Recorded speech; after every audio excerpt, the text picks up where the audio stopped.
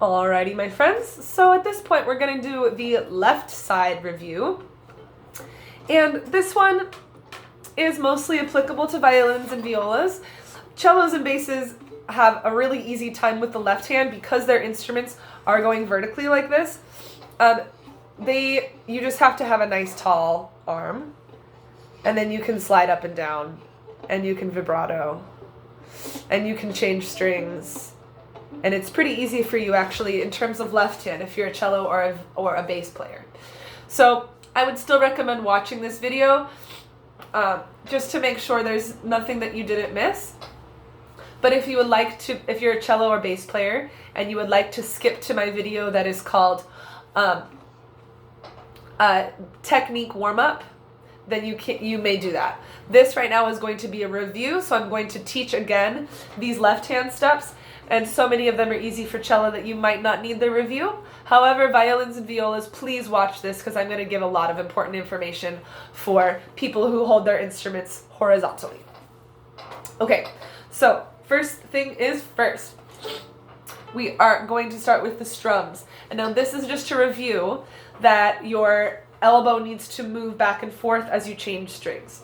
And it seems kind of counterintuitive, but on your lowest string, your elbow is going to be the closest towards your center.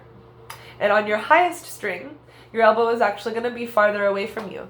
So it almost seems like it should be the other way around, but when you play G or C, if you're on a viola, you play C, you're going to be here. And then when you play the E, you're going to be farther out, or an A on the viola. So let me show you that motion again really slowly, and you can do this with me now. We're going to just touch each string one time as a little review. So we're going to go low, higher, higher, highest, highest, lower, lower, lowest. And you can see me move, and my wrist isn't doing anything weird. A lot of the times I do this in class and I see students do crazy wrist things because they're like, where is that string? What's going on? But what you want is for your wrist and hand to be parallel to each other, lined up like that. And then my fingers are just round. Okay, so it'll look like this. Let's do it 4 more times. G, D, A, E, E, A, D, G, 1, 2, 3, 4, 4, 3. If I was a viola, I would say C, G, D, A, D, G.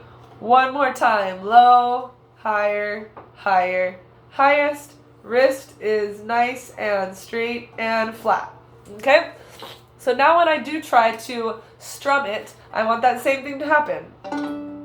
Do you see my wrist doing anything? And I'm not like plucking with my pinky. I'm just making a hook, kind of like that. And then I just pull it across with my elbow. So I want you to think about your elbow and your shoulder being in charge.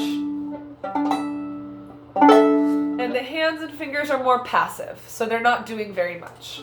Let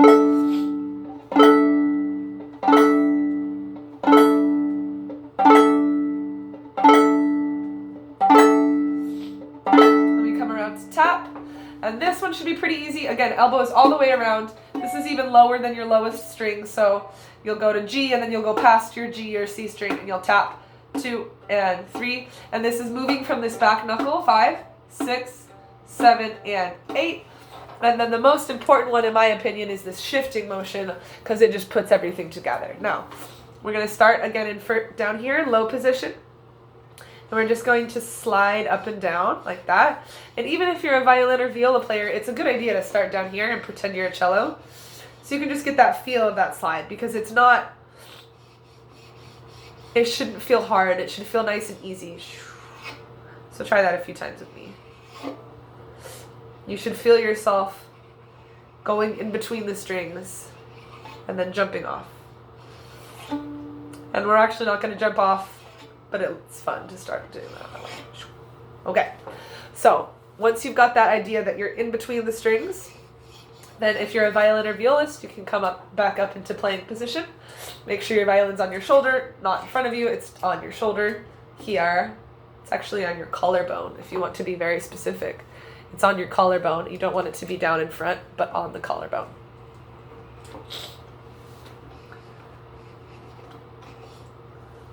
Now, what's really important about this shifting motion, and this is the last one I'll do on this video, is that you're sliding, but your elbow is in charge of that motion. Really, it's the shoulder, but I like thinking about the elbow because it seems to help students not do crazy things with their hand on the way up and make all sorts of weird shapes. We want the shape of your hand, the hand frame, to stay the same. And the elbow is bringing you up, and when you're up in position, your elbow is in towards your center. And when you're down, your elbow goes back down. And now the way that I injured myself when I was in middle school and high school is I would shift up, and then I would lock my shoulder, and I would leave it there, and it started to hurt so bad that I injured myself actually really badly, and I had to stop playing violin for 8 months. So I had to drop out of my orchestra class in college, and it was horrible. So I really, really implore you, when you are shifting, your elbow must be helping you. Otherwise, you probably will injure yourself.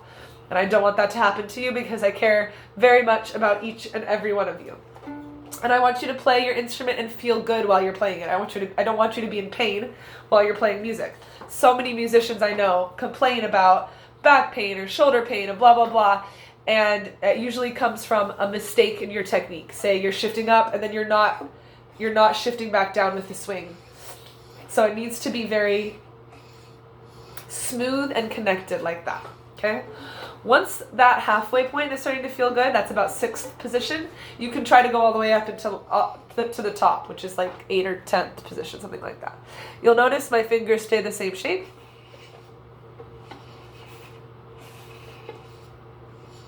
But my thumb comes to the side.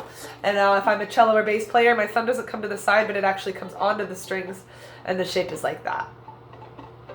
You can play like that.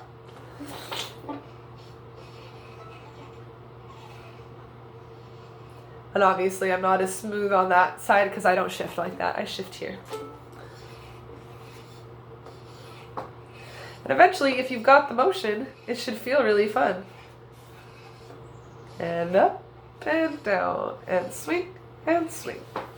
So there you go. That's a review of our left hand warm-up. Enjoy.